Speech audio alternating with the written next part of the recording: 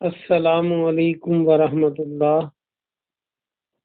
الحمد للہ وکفا وسلام علی من لا نبی بعد۔ اللہ مہربان کے فضل و کرم سے ہمارا آج کا سبق سورۃ النحل کی آیت نمبر 98، 99، 100 اور 101 ہوگا انشاءاللہ۔ اعوذ باللہ من الشیطان الرجیم، بسم اللہ الرحمن الرحیم۔ فَإِذَا، پس جب، قرأتا، آپ قرات کریں، آپ پڑھیں۔ اقرا کا معنی پڑھنا ہوتا ہے نا، قاری کا لفظ بن سکتا ہے، جو قرآن کو پڑھتا ہے اسے قاری کہتے ہیں۔ القرآن، قرآن کو، فاستعذ، پس پناہ طلب کریں۔ میں نے بتایا تھا اس تست یس طلب کرنا ہوتا ہے، اور عین سال ہے تو اس سے اعوذ باللہ اور تعوذ یہ آپ بنا سکتے ہیں۔ پناہ، اعوذ باللہ میں ہم کیا کہتے ہیں؟ اللہ کی پناہ مانگتے ہیں نا۔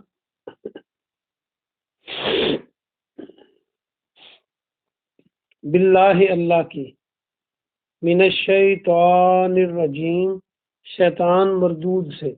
رجیم رجم ہوتا ہے پتھر مارنا، تو رجیم جس کو پتھر مارے گئے ہوں، یعنی دتکارا ہوا، مردود۔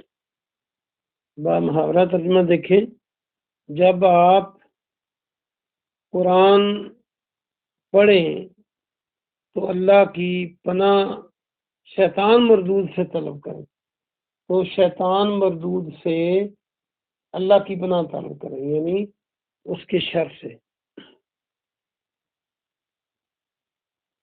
انہو لیسا لہو سلطان، انہو بے شک وہ، لیسا نہیں ہے، لہو اس کے لیے، سلطان کوئی غلبہ، کوئی سند، کوئی قوت، کوئی طاقت۔ یہ سلطنت یا سلطان بادشاہ کو کہتے ہیں، تو آپ کو پتہ ہے بادشاہ قوت والا ہوتا ہے۔ الذین، ان لوگوں پر، آمنوا جو ایمان لائے، وعلی ربہم یتوکلون، اور اپنے رب پر بھروسہ کرتے ہیں۔ بے شک اس کا غلبہ ان لوگوں پر نہیں ہے۔ کس کا؟ شیطان کا، جو ایمان لائے اور اپنے رب پر بھروسہ کرتے ہیں۔ انما، بے شک، صرف، سلطانہ، اس کا غلبہ، علی الذین، ان لوگوں پر ہے، یتولونہ، جو اس کو ولی بناتے ہیں، جو اس کو دوست بناتے ہیں، جو اس سے دوستی کرتے ہیں۔ یہ واو لام موجود ہے، تو اس سے ولی کا میں نے ترجمہ کیا۔ والذین، اور جو ہم بہی مشرکون، اس کے ساتھ شرک کرتے ہیں۔ شرک کرنے والے ہیں کس کے؟ اللہ کے ساتھ۔ وَإِذَا بَدَّلْنَا، اور جب ہم بدلتے ہیں، بدلنا کو دیکھیں تو یہ بدل اردو والا بھی بن سکتا ہے۔ آیا، کوئی آیت، آیتم، مکان، آیا، مکان، جگہ، کسی دوسری آیت۔ جب ہم کوئی آیت کسی دوسری آیت کی جگہ بدلتے ہیں، آیتم واللہ عالم، اور اللہ خوب جانتا ہے، بما، اس کو، جو ینزل، وہ نازل کرتا ہے، ینزل۔ قالو، وہ کہتے ہیں، انما، یقیناً، انت، تو، مفتر، تو گھڑنے والا ہے۔ افطرا، پردازی ہم اردو میں بولتے ہیں، اگرچہ مشکل لفظ ہے، جھوٹ باندھنا، گھڑنا، کوئی چیز بنا کے لے آنا، گھڑ لینا۔ بل اکثرہم، بلکہ ان کے اکثر، لا یعلمون، نہیں جانتے۔ با محاورہ ترجمہ دیکھیے، اور جب ہم کوئی آیت دوسری آیت کی جگہ بدل دیتے ہیں، اور اللہ اس کو جو وہ نازل کرتا ہے خوب جاننے والا ہے، اور وہ کہتے ہیں، کون؟ مشرک، کافر، یقیناً تو سے مراد محمد صلی اللہ علیہ وآلہ وسلم، بے شک آپ گھڑنے والے ہیں، یعنی گھڑ کر لے آتے ہیں، بلکہ ان کے اکثر لوگ نہیں جانتے۔ آئیے ہم اس کی تفسیر دیکھتے ہیں۔ اللہ سبحانہ و تعالی نے آج کے سبق میں ہمیں بتلایا کہ جب تم قرآن پڑھو تو اللہ کی پناہ طلب کر لیا کرو، یعنی اعوذ باللہ من الشیطان الرجیم پہلے پڑھ لیا کرو، کیونکہ جو ایسا نہیں کرے گا پھر قرآن میں وہ غلطیاں کروائے گا، غلطی سے بچ گئے تو اثر انداز ہوگا اور وہ قرآن سے ہدایت لینے کے راستے میں رکاوٹیں بنے گا، کبھی کوئی وسوسے ڈالے گا، کبھی قرآن کے الفاظ پر، کبھی قرآن کے مفہوم پر ذہن میں وسوسے ڈالے گا۔ تو اس لیے اللہ کی پناہ میں آنا چاہیے شیطان مردود کی شرارتوں سے۔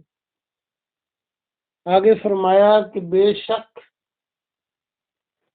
جو لوگ ایمان والے ہیں اور اللہ پر بھروسہ کرنے والے ہیں ان پر اس کا زور نہیں چلتا۔ اگر کوئی ایمان والا ہے لیکن اللہ پہ اس کا توکل کم ہے تو اس پر بھی اس کا زور چل جائے گا، اور اگر اس کا اللہ پر بھروسہ ہے کہ میرا اللہ اگر چاہے گا تو مجھے کچھ نقصان ہوگا، میرا اللہ نہیں چاہے گا تو کوئی نقصان نہیں کر سکتا، نہ کوئی جن کا نہ کوئی انسان، تو پھر شیطان کا ان پر داؤ نہیں چلتا۔ ہمیں اپنے اندر اپنے ایمان کو بہتر کرنا ہوگا اور اللہ پر توکل کرنا ہوگا۔ اگلی آیت میں فرمایا کہ اس کا زور تو یعنی شیطان کا زور چلتا ہے ان لوگوں پر جو اسے دوست بناتے ہیں، شیطان کو، شیطان کے ساتھ دوستی رکھتے ہیں، اس کو خوش کرنے کے کام کرتے ہیں۔ اور دوسرا یہ بتلایا کہ یہ ایسے لوگ ہیں جو اللہ کے ساتھ شریک ٹھہرانے والے ہیں، یعنی جو اللہ کے ساتھ شرک کرے گا، جس کا ایمان بہتر نہ ہوگا، اس پر بھی شیطان غلبہ پا لے گا۔ تو شیطانوں سے بچنے کے لیے ایمان کو بہتر کرنا اور پھر توکل کو بہتر کرنا اللہ پر ضروری ہے، اور پھر وہ طریقے اپنانا جو پیارے نبی جناب محمد صلی اللہ علیہ وآلہ وسلم نے ہمیں بتلائے ہیں کہ شیطان سے بچنے کے لیے یہ کام کیا جائے۔ اگلی آیت میں فرمایا کہ اگر جب ہم کوئی ایک آیت کسی دوسری آیت کی جگہ لے آتے ہیں، بدل دیتے ہیں ایک آیت کو دوسری آیت سے، تو اللہ جانتا ہے جس نے یہ نازل کیا ہے، اور یہ لوگ کہتے ہیں کہ آپ گھڑ کر لانے والے ہیں۔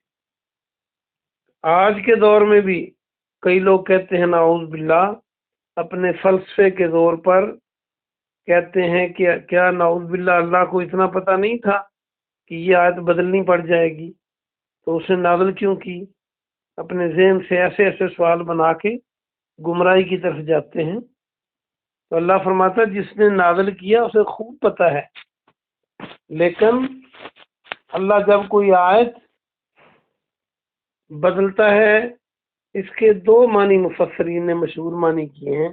ایک تو ایک آیت کو نازل کیا پھر اس کو منسوخ کر دیا حالات کے اعتبار سے اور نئی آیت نازل کر دی۔ دوسرا اس کا معنی یہ ہے کہ ایک آیت کو ایک جگہ پر بیان کیا بغیر تفصیل کے، پھر اسی آیت کو دوسری جگہ تفصیل سے بیان کر دیا۔ تو اس کا یہ بھی مطلب، دونوں مطلب نکلتے ہیں۔ تو پیارے نبی صلی اللہ علیہ وسلم اپنے پاس سے بنا کے نہیں لاتے، بلکہ یہ اللہ بہتر جانتا ہے کہ ایسا کرنا ہے، اور جو لوگ اعتراض کرتے ہیں انہیں علم نہیں ہے۔ آپ اس کی مثال ایسے سمجھ لیں کہ جیسے کوئی ڈاکٹر کی دوائیوں کو دیکھ کر، پہلے ایک ڈاکٹر دوائیاں دیتا رہے پھر وہ آپریشن کا کہہ دے، تو کوئی دیکھنے والا یہ کہے دیکھو جی اس ڈاکٹر کو یہ نہیں پتا تھا کہ دوائیاں نہ دوں اور آپریشن کر دوں، حالانکہ ہو سکتا ہے وہ ڈاکٹر آپریشن کے لیے ہی دوائیاں دے رہا ہو، تو ڈاکٹر کو بہتر پتہ ہے۔ تو اللہ کی تو مثال ہی نہیں ہے۔ اللہ نے یہ قرآن انسانوں کے لیے نازل کیا ہے۔ اگر مکے میں حالات جیسے تھے تو اسی طرح کے حکم نازل کیے، جب مدینے میں لوگ آ گئے، اسلام کا غلبہ ہو گیا تو پھر حالات بھی بدل گئے، تو پھر اللہ نے اس طرح کے احکامات نازل کیے۔ تو یہ کوئی ایسی بات نہیں ہے، یہ کوئی بڑا فلسفہ نہیں ہے، یہ صرف لوگوں کے اپنے عقل کی کمزوری ہے جو قرآن پر اعتراض کرتے ہیں۔ اللہ پاک سے دعا ہے کہ اللہ پاک آپ کو اور مجھے عمل کی توفیق عطا فرمائے۔ سبحان ربک رب العزت عما یصفون وسلام علی المرسلین والحمد للہ رب العالمین۔